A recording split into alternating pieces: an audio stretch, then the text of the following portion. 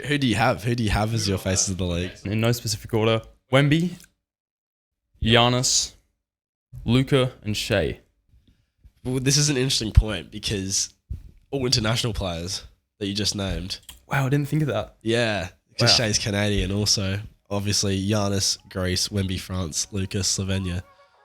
So I was thinking, is the NBA moving away from an American player being the face of the league?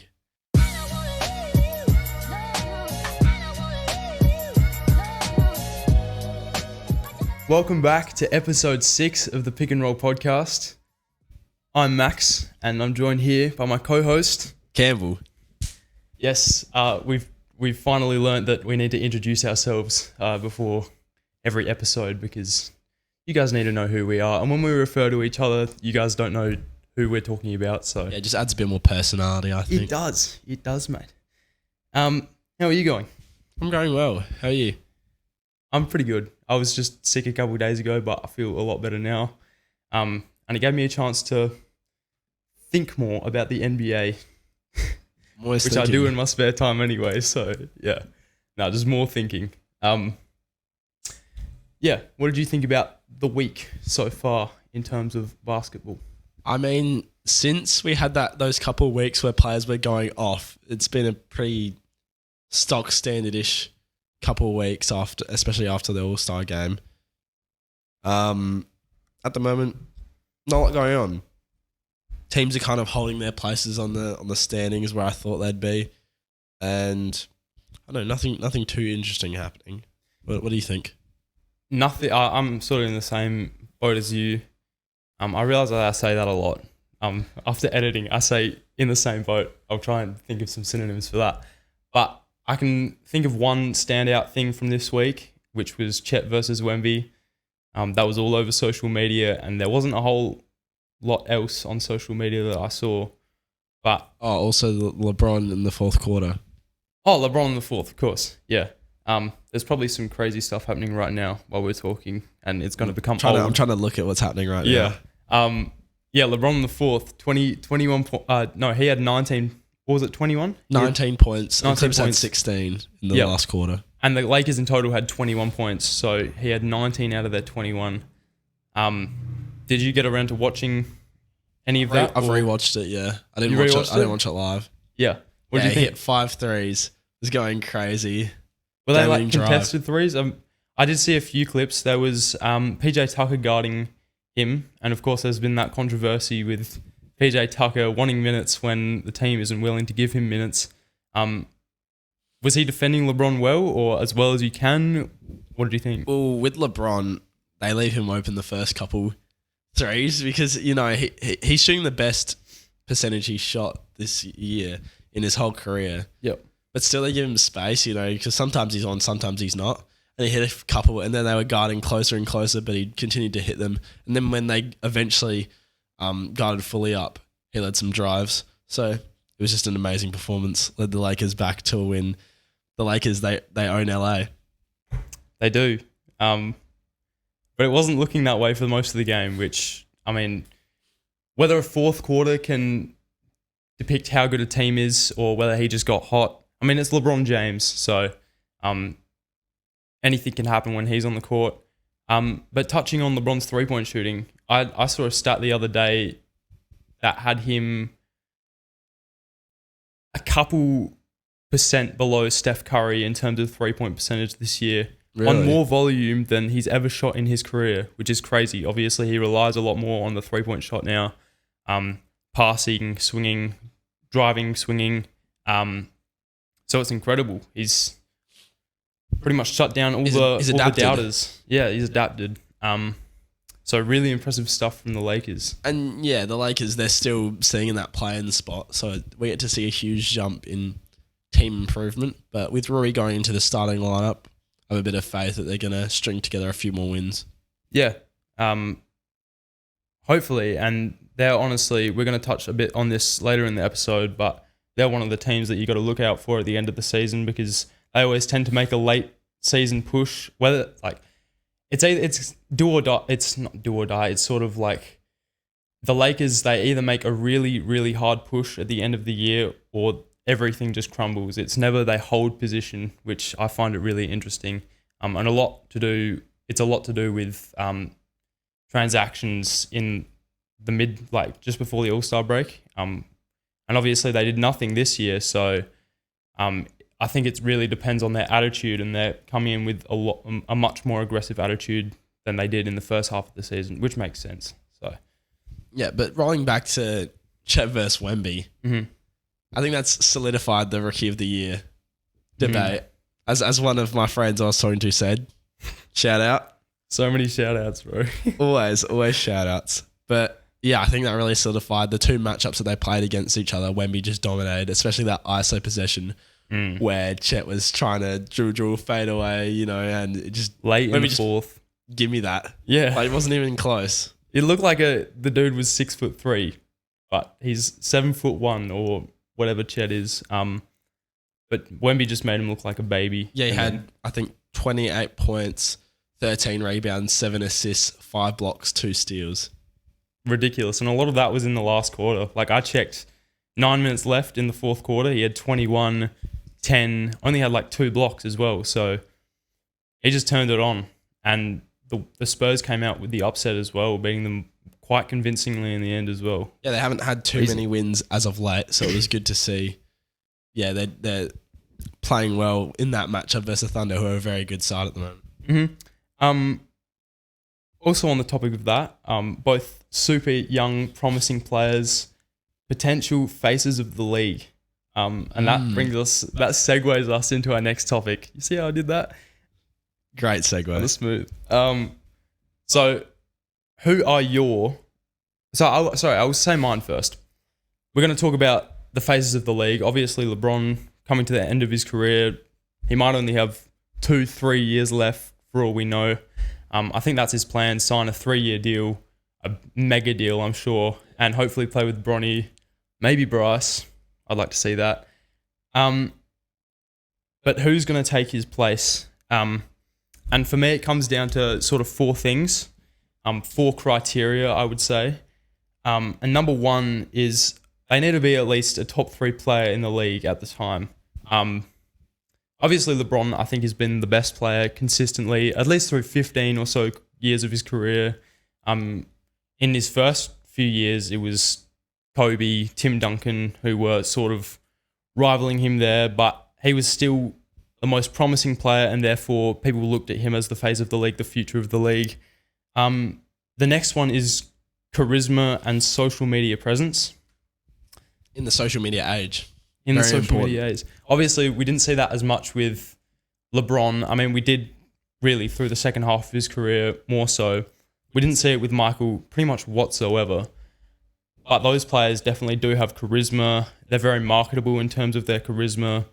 LeBron posting random stuff on his story, the 500 wins on COD the other day. You see that? I didn't see it, but... yeah, he was very proud of himself. With respect to him. And then Michael Jordan, also a big... I mean, he was more known for his competitiveness and... I don't know, he just has a lot of charisma. I think it's very important when you think about the face of the league because you need to express yourself. But then that also needs to come with a good image. Like, you can't express yourself in a way that isn't family friendly, or I don't know. You just need to have a good image, and you need to have like a clean record, which LeBron had. Michael Jordan, that's debatable, but it's a different time, and also it was a time where everything wasn't under a microscope as it is nowadays, so it's harder for players to get away with behavior like that. Yeah. Would you say LeBron has any controversies really at all? I think he's... No clear scandals, no. For how long he's been around is very impressive, and there's so much spotlight on him as well. Like, it'd be extremely hard to get away with that. Well, he's just a good person, so, I mean, maybe it's not hard to get away with that. But then you also need to be liked by a vast majority of fans and players as well, I think. But I feel like that's also a double-edged sword, because being a really good player and being liked by so many people also makes you hated by so many people. Like, a lot of people hate LeBron just because he's been so good for so long. Mm-hmm. So I feel like it's hard to find a balance of being, liked by most fans. Yeah, and I think a lot of players, sort of Kawhi came to my head straight away just then. When you're quiet and you just ball out, people tend to like you because it's like, this guy doesn't have any beef with my team. That's if you're not a Clippers fan. This player doesn't have any beef with my team. I've got nothing wrong with him. He's a great player. So there's Also, you could say that's boring though. Kawhi and Jokic, players that don't really have a lot of emotion in their game. That's why they're not going to be faces of the league. And yeah, I think. Who do you have? Who do you have? As your face of the league? Okay, so those are my criteria. I've seen it obviously, but I want to make some comments after. I think my candidates. This is in no specific order. I think the players that match this criteria, number one, but not number one in no specific order: Wemby, Giannis, Luka, and Shea. Can you think of anyone else? Well, this is an interesting point because all international players that you just named. Wow, I didn't think of that. Yeah, because Wow. Shea's Canadian also. Obviously, Giannis, Greece, Wemby, France, Luka, Slovenia. So I was thinking, is the NBA moving away from an American player being the face of the league? For the first time. Yeah, for the first time ever. And it's in brand with the way that basketball is being played and perceived internationally by fans. But I don't know if the vast majority of American fans are ready to see that happen. Obviously, no offense intended to anyone, but I feel like some fans don't relate as heavily with international players that they don't understand their humor as well or understand their culture, where they come from. So I was also thinking maybe you could throw Jason Tatum or Anthony Edwards in there, depending on how their careers pan out, just to provide that American player. But yeah, it's really interesting to see. And obviously, as two non-Americans, we love to see international players stepping up on the big stage and potentially being face of the league in a couple of years. One thing I think about when we talk about face of the league is the word face of the league. It's for players. It's not for players. It's for people who don't know anything about basketball. If I said NBA, who's the first player that they're going to think about as a non-NBA fan, and that is who I think is the face of the league. And it might be a bit biased because if you're Australian like us, I don't know, if you don't know anything about basketball, you might say Ben Simmons or something like that. Yeah, true. But for me, when I first started getting into basketball, I think the first player I really knew of was Kobe. So I think he, at least during the sort of 2003 to 2008, maybe, I think he was generally known as the face of the league, at least in my opinion, because that's when I sort of started knowing about it. But then when you say it's all international players on that list, which it is, I think a lot of the American population already knows a fair bit about basketball. And I think the way that the NBA is going, they're marketing into a broader area, into international, European, African. We see that with the pop-up leagues run by the NBA. They're really trying to push it in different continents. And I think it being an international face will only grow grow basketball, and I don't think it really matters anymore that it's not an American. I mean, it's different, but a lot of the American population already sort of knows. Yeah, I agree that it's in line with the brand the NBA wants to pursue internationally, and I don't have the statistics or numbers to back this up, so forgive me, but in the past decade, or even when I've been into basketball, so the past how many years, 8, 9 years, there has been exponential growth just in where we live in Australia of how many jerseys you see, how many little kids are interested in basketball, how many basketball teams there are. The expansion of facilities is crazy. So just the hype around basketball, and I feel like it's the same in other international countries like France, like Greece, with star players coming from there. So yeah, I think I agree with the fact that it doesn't have to be, but it might end up being an American just because of, that familiarity. Like you say, we're Australians, if if you ask a random person, it might say the first Australian player. Mhm. You ask an American, they might just say the best American player. Yeah. And I think with the way capitalism goes, I think America has such influence over the global market that I think they would prefer to push an American player. So I agree with that. But it's just so weird because the best 6 players I can think of in basketball at the moment, maybe you might say Jason Tatum, maybe, at least in terms of most promising futures, they're all international. And will Jason Tatum be a top 3 player in the league within the next 10 years? Like, if you think about an average, you never know. But personally, when I think of Wemby, when I think of Giannis, when I think of Luka, I think they're all, at least for me, they have more promising futures. Yeah, of course you don't know, but they have more promising futures. Well, are you talking about one face of the NBA? Are you talking about like multiple faces? Because obviously they're different ages. So it could transition over time between multiple of those players because Giannis is the oldest out of them. And then Wemby's obviously just come into the league. Mm-hmm. So it could be multiple of those guys. Yeah. And I don't know, LeBron's tenure, 20 years, he's pretty much been the face throughout all of that, but I'm not sure. That's sort of a rarity, I think. The amount of games he's played, the longevity of him. Michael Jordan only had 15 seasons. And even in his first 3 to 5 years, I don't think he was known as the face of the league. So I think a lot of these players are in the same situations as LeBron and Jordan were before they became faces of the league. Maybe not Giannis because he's a little bit older than the rest of these guys.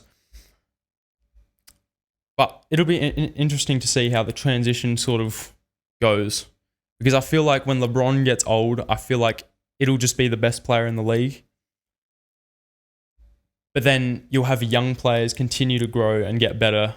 And Giannis might only have, after LeBron retires, Giannis might only have 6 or 7 years left in the league. He's still young, but then you're going to have Wemby, who's years younger than him. And I feel like because of Wemby's potential, I feel like he's got more potential to be the face of the league than Giannis, at least for a longer time. And also you said about clean image. Obviously, it's assuming that none of these players run into any major controversy Yeah, of course. between now and then. Do you want to run through each of them and say why you think they would be good faces of the league and why maybe not? Oh, yeah. Or what do you think? Yeah, we could do that. Okay. For Giannis, a very likable guy who's known around the NBA as likable, even though he does have, like any player, instance where they blow up or get angry. But yeah, just a very likable guy, comes from humble beginnings, relatable to a lot of kids playing basketball. The nation of Greece behind him, and Nigerian descent.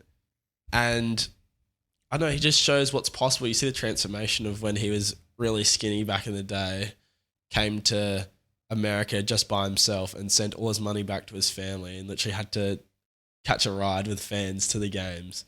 So it's a story from humble beginnings. I think people can relate heavily to that. And obviously he's one of the best players in the league, MVP candidate. So it's a pretty no-brainer for that one.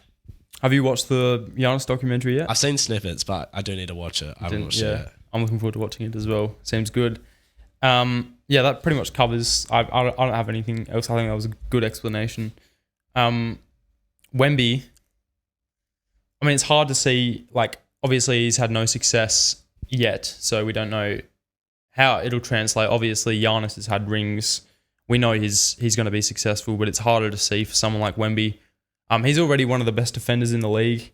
If he just had a bit more passing on his team, then I think he could literally be a top 5 player next year, in my opinion. He's something we haven't seen before, much like LeBron was when he came straight out of high school and was just this force of nature. And international, I don't know much about Wemby's beginnings, but I don't know. He's just been marketed in such a way that seems he obviously is good with media. He's been non-stop cameras in his face for the last 2 years. We haven't seen him crack once. He's always explaining things in great detail, such positivity. I don't know. I really like him in social media situations. Yeah, he plays a style of basketball which we've never really seen before. And I don't know about you, but I know about him, years before he came into the league just because of the hype surrounding him. And it's so weird when a player, not weird, but it doesn't happen all the time where a player lives up to the hype that's around them. LeBron getting the chosen one tattoo on his back. Mm-hmm. And when players live up to that hype, people are like, oh, okay. No, I really respect it. Mm-hmm. Also, I saw a thing. I was going to look it up quickly, but I don't think I will. He's had the most views on social media in terms of NBA highlights this year. I don't know if it's in the 1 billions or more than that. Not sure. But regardless, the highest amount of highlights played, he's being marketed everywhere, and everyone is so interested. Yeah, I was going to say, how many posts is that included? Because I feel like the NBA has posted him and probably LeBron second the most out of any other player. So I feel like they're marketing hard for Wemby to be up there. But people are interested in it, so that's another reason. Like, Giannis didn't get that attention straight out of the gate. I feel like obviously I'm an NBA fan, so I don't know what non-NBA fans, whether they know anything about Wemby. I'll ask Mum when I get home. But, shut up, Mum. But, yeah, I think because he's being pushed so hard, everyone's just going to get to know him. He's such a freak of nature. People are going to be like, my sister was talking about him the other day. She just watched him on TV and she was like, damn, that guy's tall. What's his name? Suddenly she knows about him. She's never been interested in anything NBA in her life. So there you go. Yeah, Wemby's a good candidate, I think. Luka, not a lot needs to be said. I think he's averaging, what is it, in the past month, 37, 12 and 9 or something along those lines. Just crazy. If his team was a better seed, then he'd be the top runner for MVP for sure this season. Obviously, with Joel Embiid being ineligible. But Luka, he just plays the game with such control of pace. He's a great shooter, playmaker, rebounder for a guard position, and he can really do anything on the floor except defending, really. But Luka Magic presents highlights as well. Isn't in anything controversial, so he definitely provides a good case and plays well in international games, which also reaches another audience. Mm-hmm. The only criticism I'd have with Luka, I agree with everything you said, is he does get hot-headed quite often. He's had a lot of technical fouls. I don't know the exact number, but it's up there. Yeah, I do know. I have seen fans that don't like Luka. Yeah. So, but again, LeBron, people don't like LeBron. So, yeah. It may or may not be important. It comes with competitiveness. Michael Jordan, I'm sure, was the same. Obviously, I didn't watch Michael Jordan. I wasn't around when he played. But he had that competitiveness. It is just competitiveness. When he's hot-headed during a game, it does come down to the fact that things aren't going his way on the court.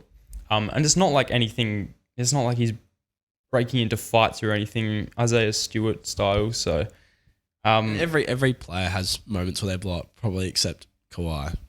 Yeah, agreed. It's literally the only player I can think of that hasn't really had a Derrick Rose, moment. Maybe Kawhi. Yeah. But then again, I always see Lucas smiling when he's up by even a couple points. He's always got a smile on his face. Around media, he's always smiling, making jokes. So then again, he's got a lot of charisma. He's a great player, and he's got a decent image. So another great candidate. I think we should rank these once we go through explaining it. Just say 1 to 5 what we think. 1 to 4. Then Shea.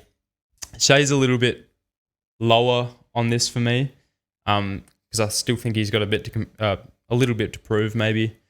But then again, if he wins MVP this year, I'm pushing him up, and he's going to be considered with the rest of these guys. I don't see him joking around like you've seen. LeBron does it all the time. All the players on this list have those moments, but Shea's more of a serious, like, mysterious sort of. He's got the aura about him. He's got that aura. So. And it's not, you could say it's related, but his fashion game is spectacular. The way he presents himself. Influential. Influential, yes, and people seem to like the fashion that he presents and the image that he puts forward. You know, the way he plays as well, very smooth, mid-range game. It's very satisfying to watch. So I feel like that complements that position as well. Yeah. And also, even though he is Canadian, I feel like the majority of non-NBA fans would just assume he's American anyway. Yeah. So that might, I don't know if that helps at all, but that might contribute to him being more relatable to American fans. Mm-hmm. With me, it just comes down to his potential and his longevity. He's been in the league for 4 years, I think. Plus, you've got Wemby, who's a rookie, and he's already, some would say he's even a top 15 player in the league. So it's just how long Shea can put up these numbers, keep the OKC Thunder or whatever other team he plays for successful. And that's another thing. He's led an underdog team to top 3 seed in the West and will be the top 3 seed in the West when the season's all said and done. So 6 years, by the way. 6 years, Shea? 2018. Luka's year, yeah, crazy. Yeah, I remember he played for the Clippers. Of course, yeah. So yeah, everyone loves an underdog. It helps with his, I don't know, people sympathizing with him, or is it empathizing? One of the two. Got to learn that. So that's my case for Shea. Did you have one for Anthony Edwards? Because that's sort of one that I left out of the list because I didn't really consider him. Yeah, obviously he's on the best team in the West, the team with the best record, and he's the best player in that team. So he definitely has the potential. Obviously, he's going to need to experience either some team success in the playoffs, or he's going to have to be in MVP talks next season to be in amongst those other players, obviously. But I don't know. I feel like he's a charismatic guy. No, he's got a lot of character. Sorry, that was a shake of head in like, yeah. Yeah. A lot of character. I feel like either people would really like him or really like disagree or like not like him. Like sort of a polarizing figure, and also his highlights, probably the best or one of the best highlights out of anyone we've discussed. The dunks, that dunk over Yuta Watanabe, top moment in NBA history. So I don't know. I feel like he's got that factor. He's young. He just needs to experience more success, kind of like with Shea, but I think he's a level below. And Jason Tatum, he's on the best team in the league if he wins a championship or even 2. Because the Celtics are by far and away the best team at the moment, I think. I'm sure they'll stay that way as well for at least a few years. They've got a great future ahead of them. They're so well-rounded, and he's the best player in that team. He's the face of that team. Yep. And obviously there's a lot of Boston fans. And there's a lot of people who don't like Boston, but I feel like I don't really like Boston. But I respect Jason Tatum. I don't really have anything against him. He doesn't really have any moments like that. And he's got some highlights. Dunking on LeBron. Yeah, in his rookie season. Yeah. In the playoffs. Crazy. Yeah, just to touch on Anthony Edwards, when it comes down to being an American player, he's about as American as you can get. He led that USA team in the World Cup. His nickname was Captain America for a little while. I think people might have forgot about that. But if the Americans want an American face of the league, I think he is the go-to guy. I would put him over Jason Tatum in terms of that. Even though I do really like Jason Tatum, and I think he's spreads nothing but positivity, it seems. He's competitive, obviously very influenced by Kobe, but he's also just like a good guy. I've got nothing against him, even though, like you, I don't like the Boston Celtics. So, East rivals. Yeah. Do you want to rank these guys? Yeah, okay. Is that including the Ant and JT as well? Yep. So I'd probably go just off the top of my head. We'll go. How do we want to do this? We'll just do it individually. You do it, and then I'll do it. Okay. I'm going to say Wemby 1. So I just think the potential is too high not to ignore. People say glazing and all that because he's only been in the league for less than a year. But out of these, he has the most potential. You said he's already been the most highlights this year.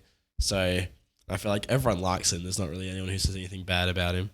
So I'm going to go Wemby, then Luka, just because Giannis is a bit older. I feel like LeBron might still be around until Giannis is kind of exiting his prime. That's the only reason. And then I'll go Giannis, then Shea, then Ant, then JT. That's my list. Sorry, who was second to last? Second to bottom? Ant, then Jason Tatum. Ant, okay. All right.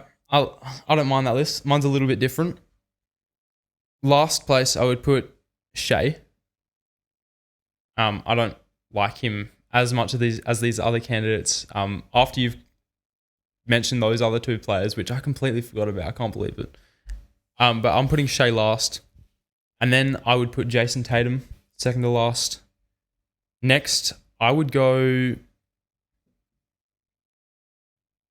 Anthony Edwards because he still has a lot to prove. But then again, he's an American face and he's got such character, as we said. Then Wemby. Then Giannis. For the reason that you said, he's older than the rest of them and he won't have that prime. He won't have that long remaining, at least not as long as these other guys. Then I'd put Luka, then I'd put Wemby. For the exact same reason as you, because I'm pretty sure the top three was the same as you. Yeah. So there's our list. Yeah, let us know if you agree, disagree. Who else have we missed? Wemby is the face of the league. You've heard it here first. Come back to this video in 5 years' time. We'll clip it actually, and I feel like we need to save these things up. When we make these bold predictions, we got to save them up, and then they'll go viral 5 years from now. When we're on episode 522, we'll come back to this. And featuring LeBron James, who's a co-host. And he's paying us to be on the show. You've heard it here first. Yeah. So what else did you want to talk about? We were going to talk about this last week.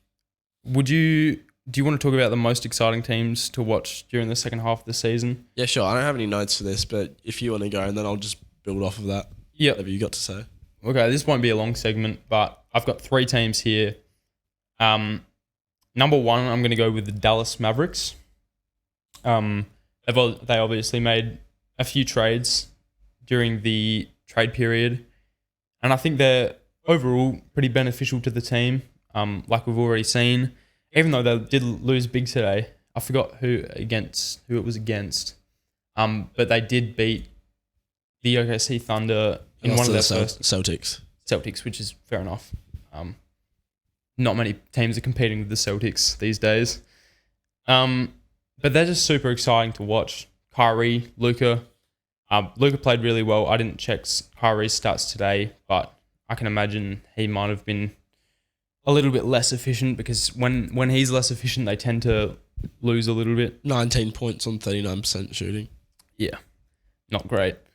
But I think PJ has been a really good kick-out option for Luka, and that's what they really need around Luka. They need him to run the point guard. He's great in isolation, so if they can have as many kick-out options as possible, then that's going to lead to team success.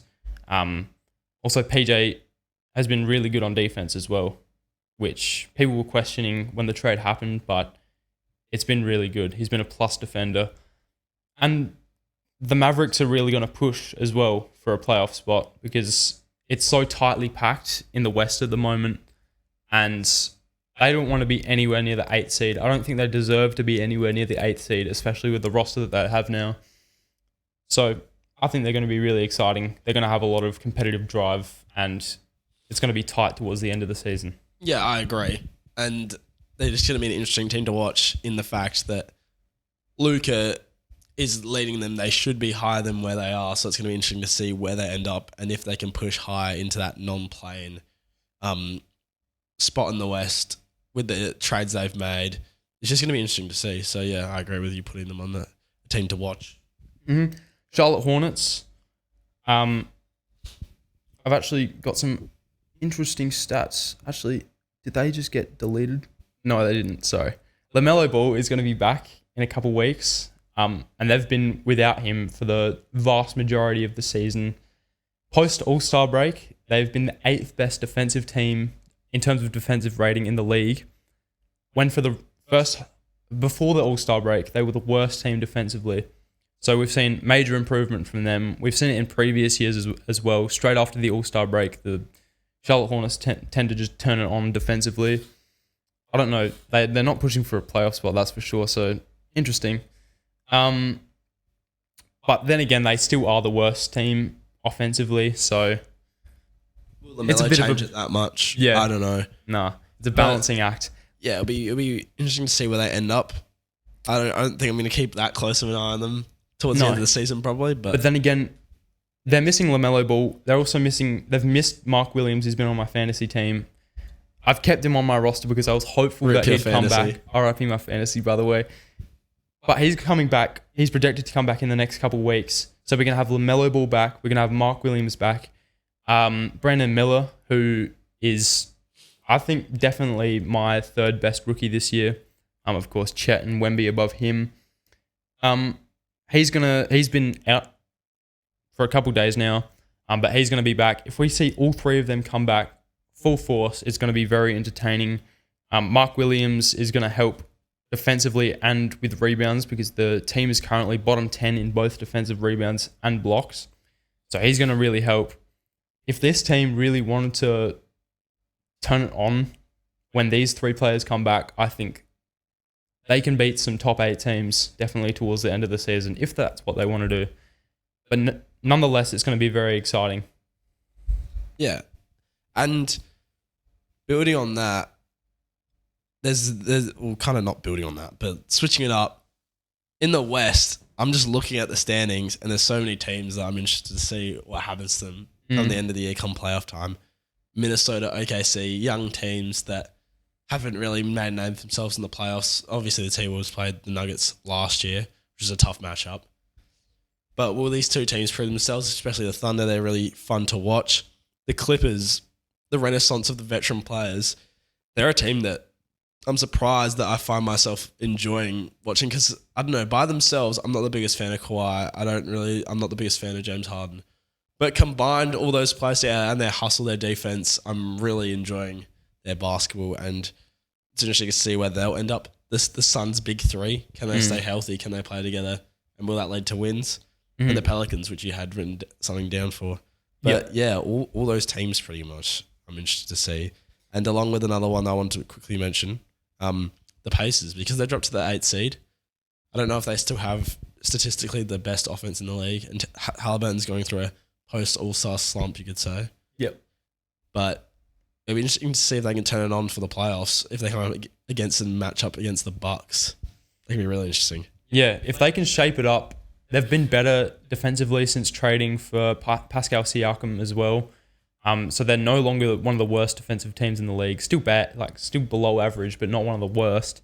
And if they can sort of balance out that offensive production with a better defensive, one of the best offensive productions to one of the worst defensive productions, it'll be very interesting. I think definitely against the Bucks. Of course, there's that drama there as well, so that would be a great playoff matchup. And I think at the moment, they're seeded to play the Bucks in the playoffs, so could be interesting. No, it'd be so fun. Well, depends how the playing goes, if they're playing in the play-in. Yep.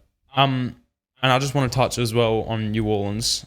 They've recently, sort of in the last couple month, debuted Point Zion, who has been extremely good. Yeah, the best form we've pretty much seen before his recent run of injuries. Yep.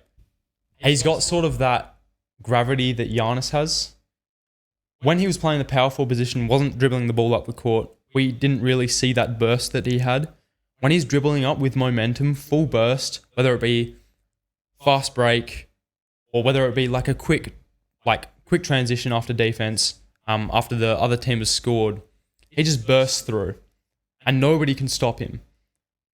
And then again, even when they're in the half court, if he can go pick and roll with Brandon Ingram, it's incredibly dangerous because you've got Brandon Ingram pulling up to the free throw line, which is a great kick-out option if Zion doesn't choose to shoot the layup, which he usually does, either a layup or a dunk.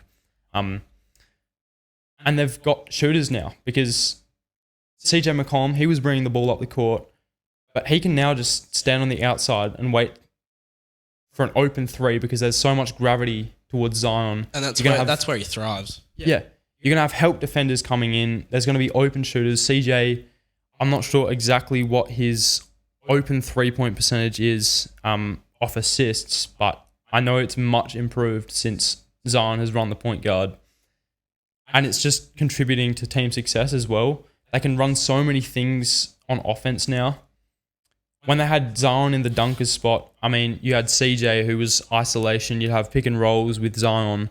But now Zion can be the pick and roll ball handler with a big, whether it be Valanciunas, Ingram.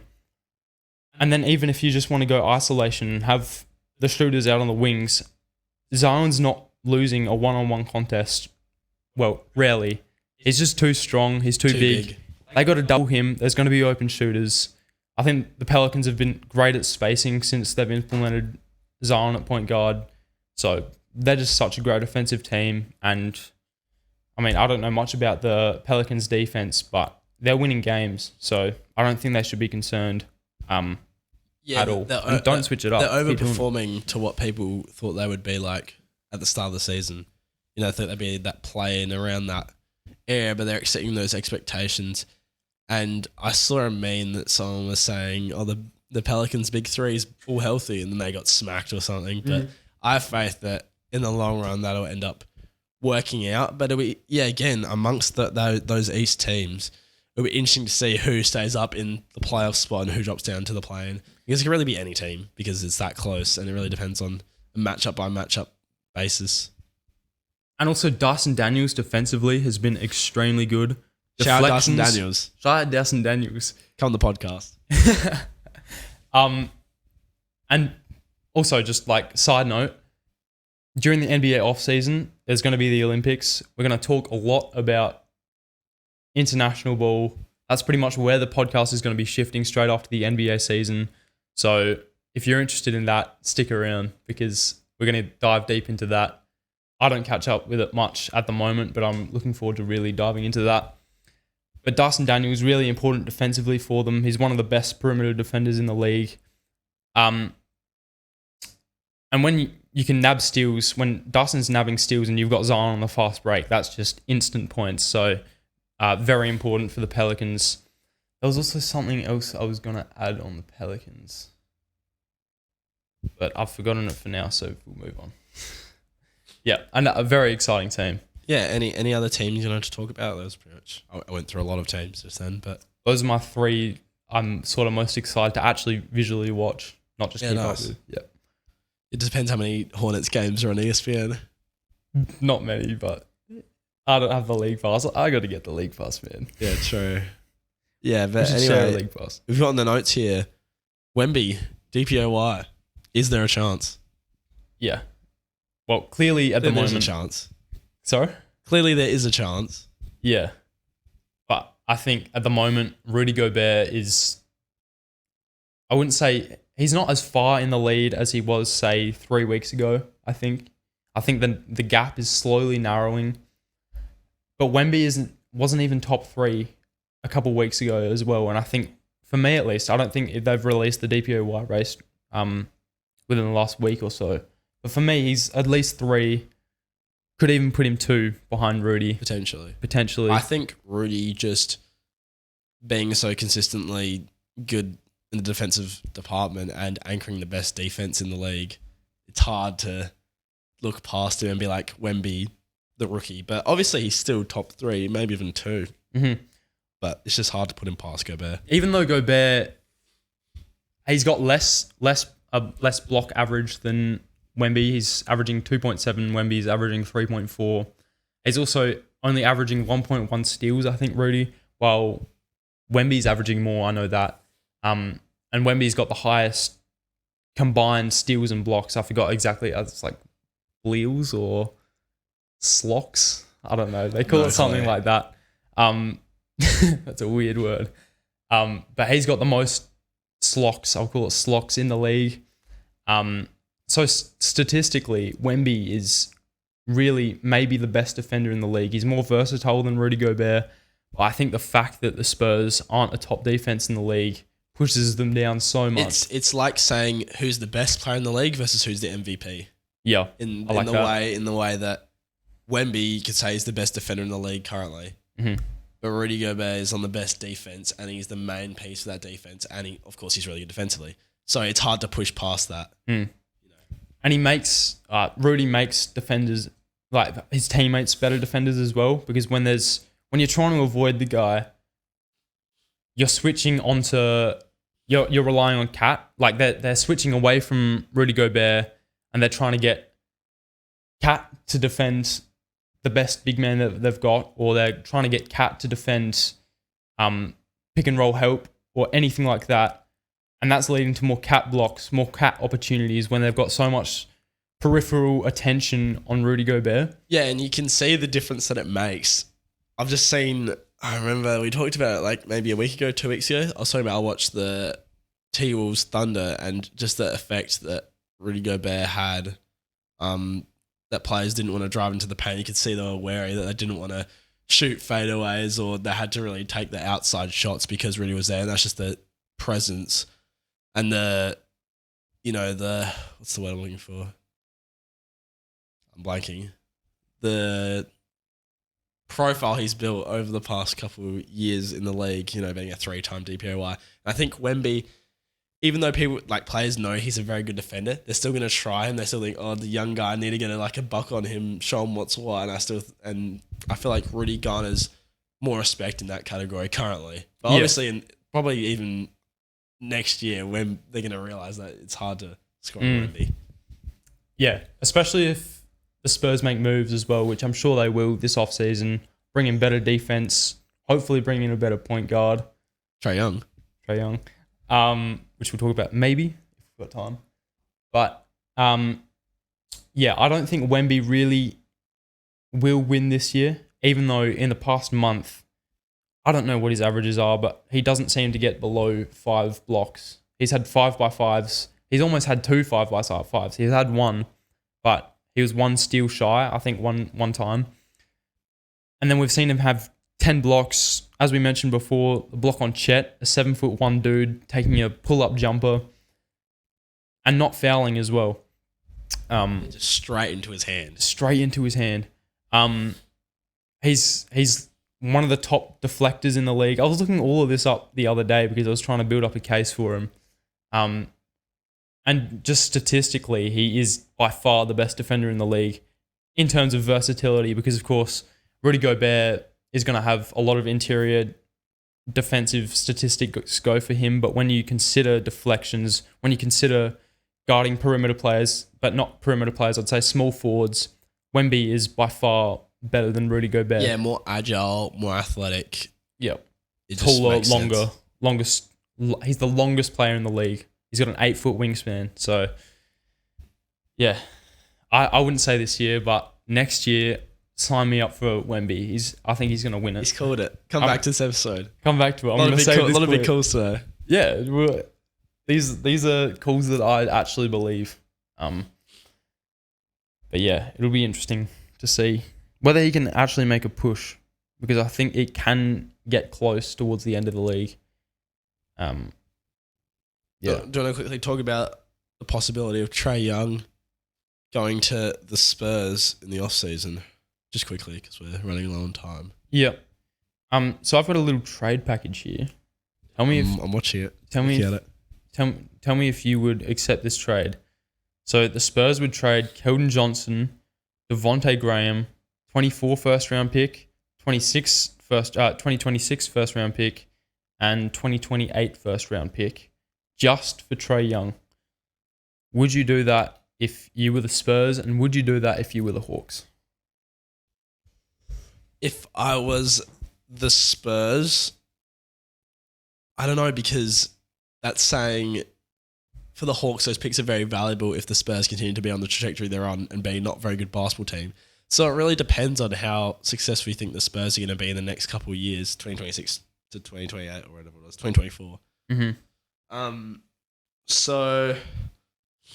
But in general, I think the inner excitement in me as the Spurs, I want to do this trade because, the passing, the lob ability, it's too much to think of. So I would do it. The Hawks, they're kind of close to blowing it all up and really resetting, I think, in the off season. So Keldon Johnson, a nice piece. Devontae Graham, kind of nothing.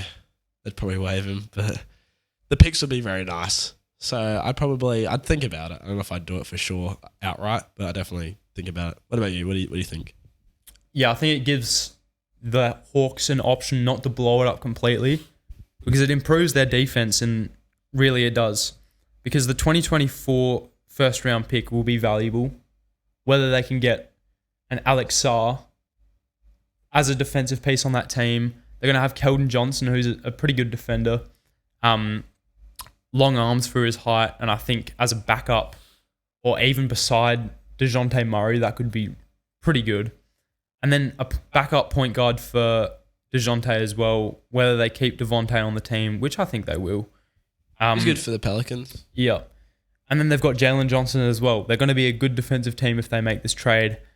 And I think, obviously, I don't think they'll be even a play-in team if they do make this trade, because I think Trae Young is underrated and he's very important to this team.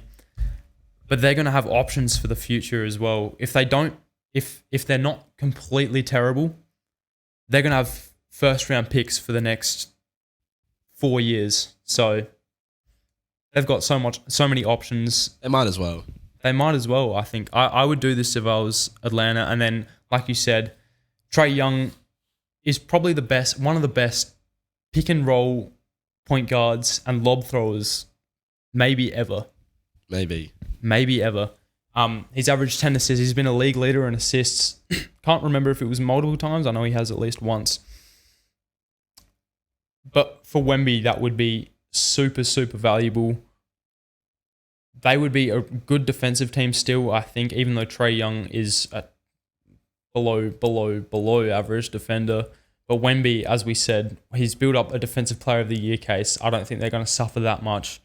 And it's just going to be a match made in heaven in terms of Wemby lobs, Wemby running the fast break. He's going to average 30 points per game. Mouth-watering. Salivating. And then quickly, the Lakers have also been in trade rumors. By the way, the Spurs tried to make a trade. Yeah, I did see that actually, researching. Yeah. But they obviously didn't pull through. And then the Lakers have also brought up the idea of Trae Young being on the team. Of course, every player has been rumored. I've been rumored to play for the Lakers.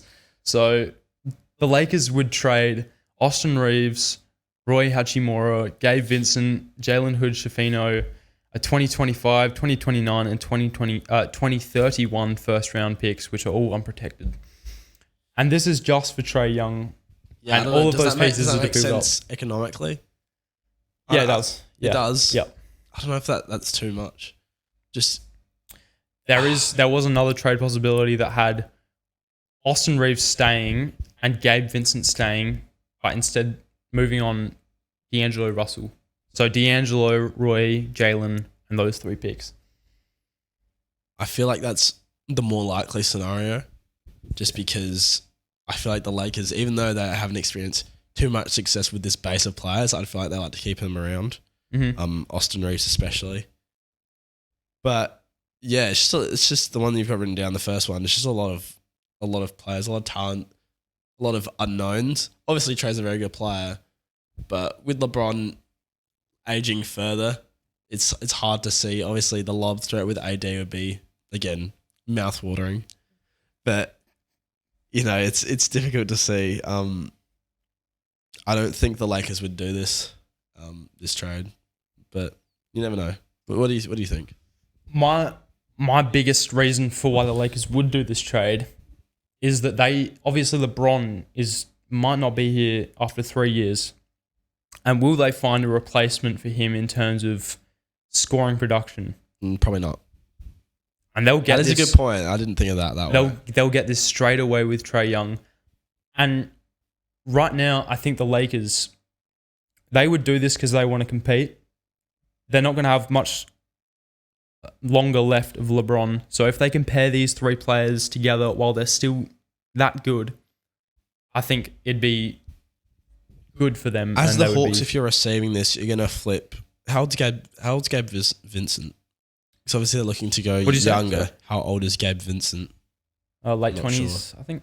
Yeah, they might. They. I reckon they'd flip undrafted. at least one of those players in there, and they take the draft picks as well. Obviously, I'm a Rui fan. I've got the Rui Wizards jersey in my wardrobe, and Austin Reeves, good young player as well. I think they'd like that. Bit of a dog. You could say D'Lo is aging as well, so I can see why the Hawks would do this trade. But it's an interesting one. I don't really have to think about it more. But yeah. Yeah. I think it'd be good for the Hawks because in the second half of the season, we've seen D'Angelo Russell play really, really well. And so they wouldn't lose it all at the point guard position. Obviously, they'd lose a lot because Trae Young is so good. But D'Angelo Russell is still a really decent point guard. You've got Austin Reeves, who is a dog. Roy Hachimura, who plays defense, and I mean he's a decent player. I don't know how he'd fit on that team. Gabe Vincent, whether they flip him. Jalen Hood-Schifino is a prospect. I mean he's been pretty bad this year. Let's be honest, but you never know. He could improve. He's one of the youngest players in the league, and then they get all those picks as well, unprotected picks. So it gives them flexibility. They can either choose to win now, flip some pieces, or blow it up, and they've got a bunch of picks. So yeah, nice. Couple options. What do you guys think of those? Yeah, something to think about. Yeah. Anyway, we're nearly out of time, so we want to run into some quick little games before we wrap up this episode. Nice. I saw you had some written down, so I didn't actually organise any. No, that's cool. I've got a couple. Them down. Let's blind rank these NBA icon jerseys. Let's go. Jersey number 1. The Golden State Warriors. Sorry. Let me say that. The Golden State Warriors. The Golden State Warriors. It's a clean jersey. It's simple. It's iconic with Curry. I'm gonna have to go number 2. I really like that one. Number 2, nice. These are recent, by the way. These are all this year. Okay, I'm happy with that choice then. Mm-hmm. Number 2, the Denver Nuggets. I'm not the biggest fan, to be honest, but they're not horrible. So I feel like I'm gonna go 4. I feel like that's a good spot. So you got 2 and 4. 2 and 4.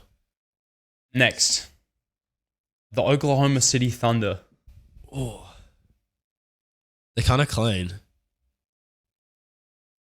Am I going to regret putting them 1? Maybe. So I'm going to go 3 and hope there's a 1 in there. Could you see all the images at the bottom? Are there? Okay, good. Good. All right, you put them number 1? Yeah. No, I put them 3. 3? Yeah. Okay. Yeah, they're similar to the Warriors, but they're clean. They just remind me of Russell Westbrook, so I really like them. Could have been 1. Let's see if I regret that. San Antonio Spurs. See, they're not... But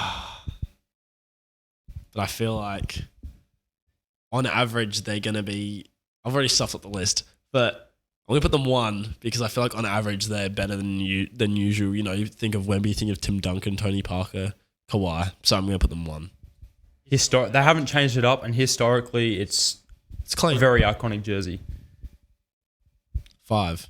The Utah Jazz. I'm happy with that. Those are ugly. Yeah, those are ugly. They're the worst jerseys in the NBA. Yeah, I probably should have switched Spurs and Thunder, but I'm pretty happy with that list overall. Nice. Cool. Sweet. You actually did that well. I would pretty much agree with a lot of them. Yeah, I switched to Thunder.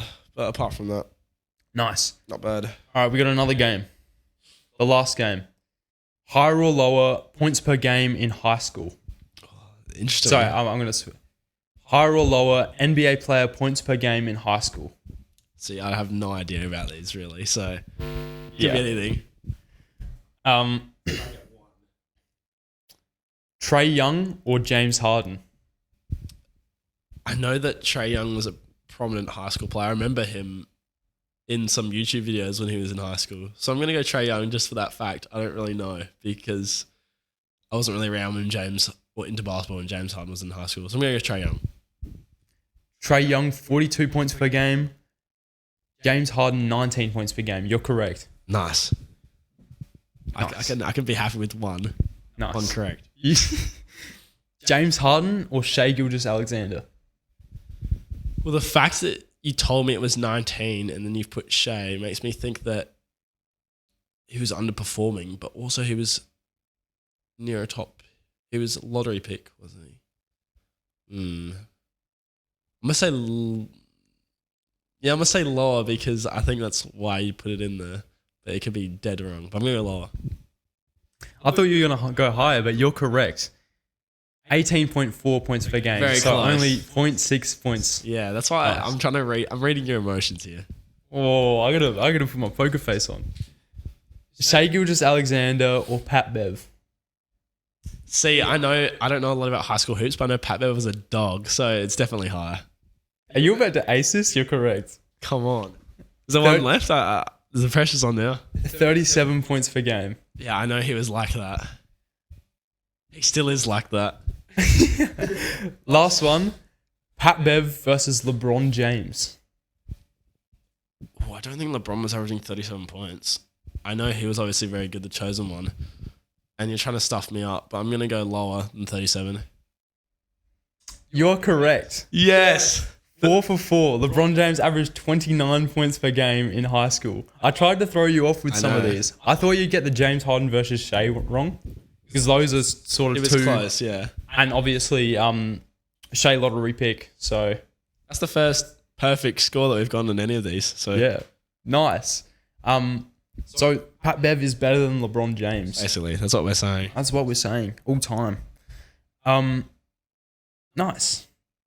Sweet. 4 out of 4. I'm happy with that. Yeah, for a guy who didn't... You had strategy, though, because you were like, is he going to throw me off? Or you knew Pat Bev. I knew Pat Bev. But I thought I'd And- also throw you off with LeBron because he's the chosen one, drafted number I one know, out of but I high just school. thought 37's too high. He was Yeah. not averaging 40 points a year. Yeah, he had Trey was averaging 42. I didn't know it was that high. Yeah. I knew he was good though from being in like Jess's videos. Yeah. That's how I knew like he was like good. Good. James Harden was a sixth man coming into the league, so I just based off that. LeBron James had some dookie games as well. He had like 11 points in some of the games in his senior year as They well. went big and some. He was so inconsistent. He'd score 45, 50, 11, 16, 50. Crazy. Still the chosen one. He's still the chosen one. Do we want to do sabotage, or do you reckon that's about good? We got one. We got the one recommended by one of our friends. We'll just quickly touch on. I don't think we should play sabotage. Yeah. Is the dab back? The dab is making a comeback in 2024. We saw Russ do it after he hit his 25,000th point. So yeah, the dab's back in fashion. That's all I have to say. That's all you have to say. Yep, it just is. You see Luke Cornett the other day? No. Did he hit the dab? I forgot exactly what the circumstance was. It was either like a putback dunk or like a pick and roll layup or dunk. He went. Yeah, maybe it's not because Luke Cornett did it. But no, I think the dab's back. 2024. When was the dab popular? 2016. Something like What that. goes around comes around. We've seen this with fashion, TV shows, etc., etc. So it's time for the dab to come back. Mm-hmm. That's why I stand on that. I think for the people that have made it this far in the video, I think we're gonna dab so we're gonna introduce ourselves next episode, and then we're just gonna Yeah, next hit episode. the So you have dab. to tune in for that. tune in for that little Easter egg, and we won't explain it as well. It'll just happen. So we're probably gonna have a lot of retention cut off at that point, or retention growth because the dab is back. The dab is back, guys. And I think that's what we had planned for this episode. Yeah, little shorter one actually. A little shorter one, but Yep. we do have things to do, places to be today. So Yeah, we've packed it in as well. I think it was still We a fun have. episode. I think so as I well. enjoyed it. Let us know what you guys thought down in the comments. If you're on YouTube, like and subscribe. If you're on Spotify, hope you enjoyed listening. Give us a 5-star rating over there. I've been Campbell. I have been Max for most of my life. And we'll see you guys next episode. Peace.